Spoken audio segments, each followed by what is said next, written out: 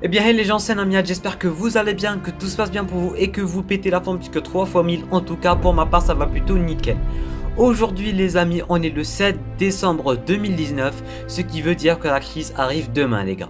Je vais pas vous mentir, je comptais pas faire de vidéo avant la crise, enfin sur la reverse. Mais les amis, après avoir regardé l'épisode de Flash et celui des Arrow, j'ai totalement changé d'avis les amis. Il faut vraiment en parler et surtout celui de Arrow. Cet épisode a complètement démoli mes sentiments. J'ai vraiment senti que c'était la fin du personnage, la fin de la saison et la fin de la série. Ils sont vraiment en train de jouer avec nos sentiments. Du coup les amis, avant que la vidéo ne commence, n'oubliez pas de prendre le temps de vous abonner à la chaîne ainsi que d'activer les notifications. Ça prend 2 secondes, c'est gratuit et ça m'aiderait énormément.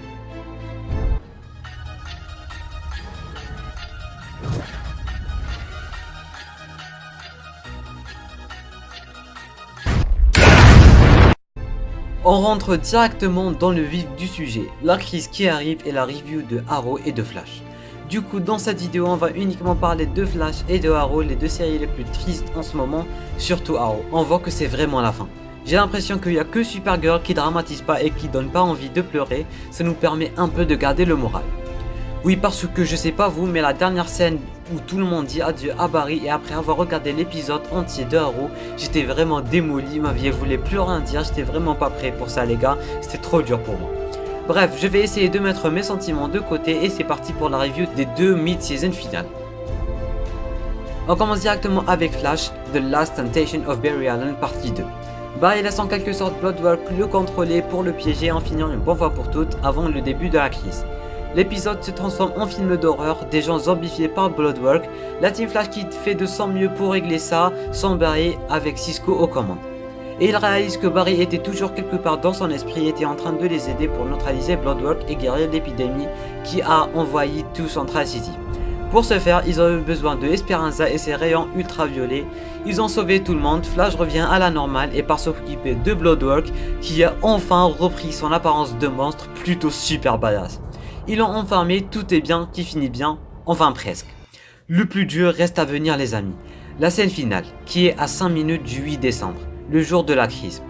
Une scène très émouvante où toute la team dit au revoir ou bien dit adieu à Barry, ils se remémoraient des souvenirs, bref c'était les grands adieux. Cette scène m'avait vraiment touché, entre Barry qui donne sa montre à Joe, Cisco qui parle du bon vieux temps, Iris et son premier baiser, Caitlin qui a eu droit à une nouvelle vie grâce à Barry, Cécile qui mentionne Asher Wells, j'ai trouvé ça vraiment super émouvant et voilà, je vais pas vous mentir, les larmes ont failli couler les amis. Les 5 minutes sont écoulées, le ciel devient rouge et la crise commence. On se tourne maintenant vers le plus douloureux, Arrow. Le dernier épisode avant la mort de Oliver, le dernier épisode avant la crise et le dernier épisode normal de Arrow, de toute la série, avant l'épisode spin-off et le dernier épisode où c'est même pas sûr de revoir Oliver. Bref, c'est parti. L'épisode se passe à Lian-Yu, là où tout a commencé. L'endroit qui a changé la vie de Oliver et qui a fait de lui l'homme qu'il est maintenant. Et y a pas que l'île, Yao Fei et Fire sont aussi de retour et là on sent que c'est vraiment la fin. Ils sont à Lian-Yu pour créer une arme pour le Monitor.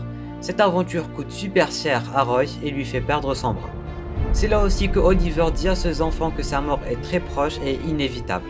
Mia le prend super mal et ça la rend super triste. Ils ont créé l'arme pour le Monitor qui ne peut être activé que par l'ADN de Layla. Et là, ils activent l'arme et tout le monde qui était revenu à la vie disparaît. Et directement après ça, Layla rentre dans un portail et devient Harbinger. Et le moment des adieux est arrivé. Il part voir René et Dinah, puis après ça Roy. Après il part voir son fils William. Et là, les larmes commencent à venir et c'est là qu'on commence à se sentir mal.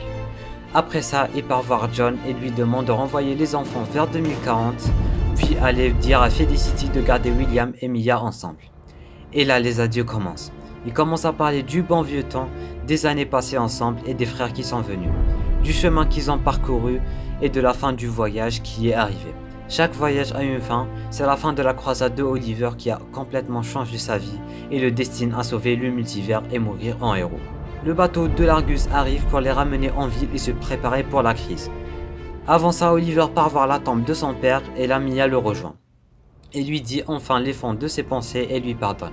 C'était la scène la plus dure et la plus émouvante. Ça m'avait vraiment ému et je m'y attendais pas. Je savais pas que ça pouvait être aussi dur.